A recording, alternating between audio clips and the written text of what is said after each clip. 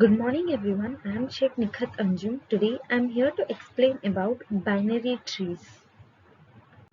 First of all, let us discuss what is meant by a binary tree.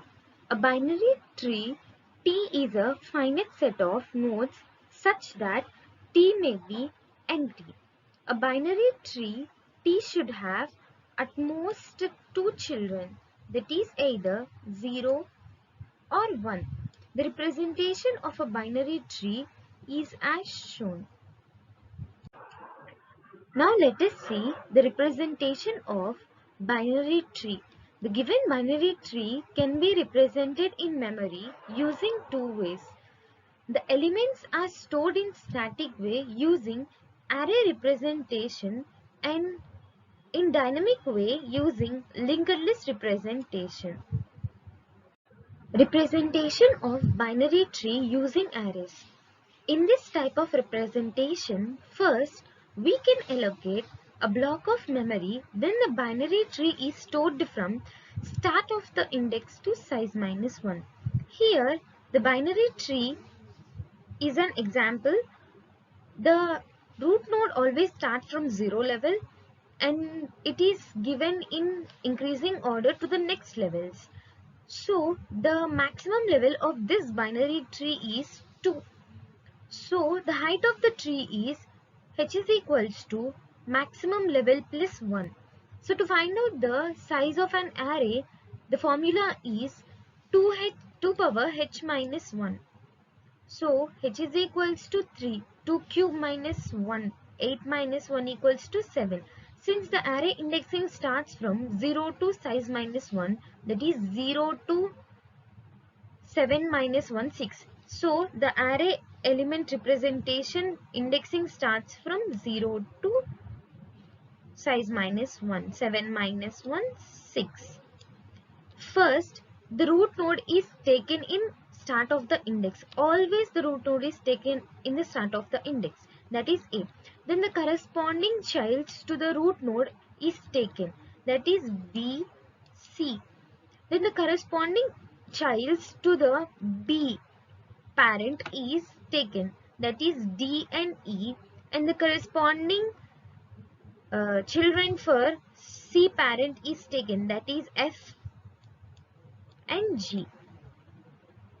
So the main disadvantages in the representation of binary tree using arrays is in this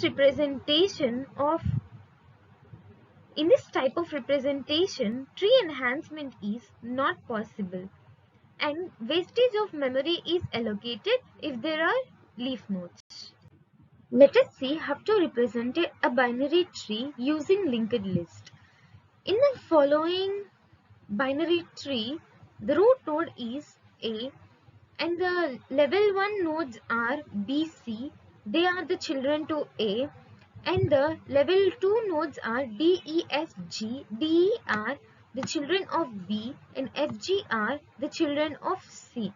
So from the bottom approach, let us start the decoding of linked list representation. Here D and E, F and G are the leaf nodes which does not have any children. So the previous part in the linked list and the next part in the linked list are filled with left subtree of the parent and right subtree of the parent respectively. So the previous part in the D is filled with a null since it does not have any left subtree, and the next part in the D is filled with a null since it does not have any right subtree. Similarly to E, F and G. Now let us go to the level 1 which have the elements as B and C. The B has D and E as the left and right children respectively. So the previous part in the B is filled with 40 and the next part is filled with 50.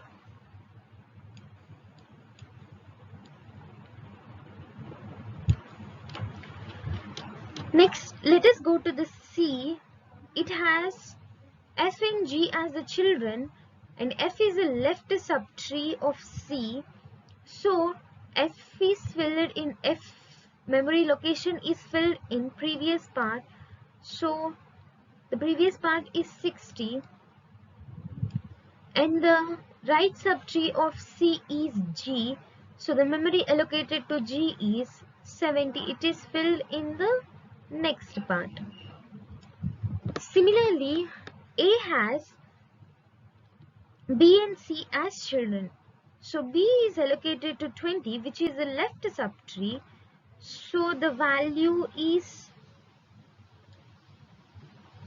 20 in the previous part, and the value is 30, which is the right subtree and stored in next part. So this is the representation of binary tree in linked list.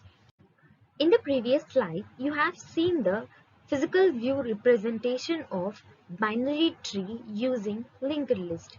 So in this slide, you are seeing the logical view of binary tree using linked list, which can be drawn with the help of physical view of linked list. As if you can compare the both slides, you can easily understand. So this is the representation of a binary tree using two ways, that is arrays and linked list. Thank you.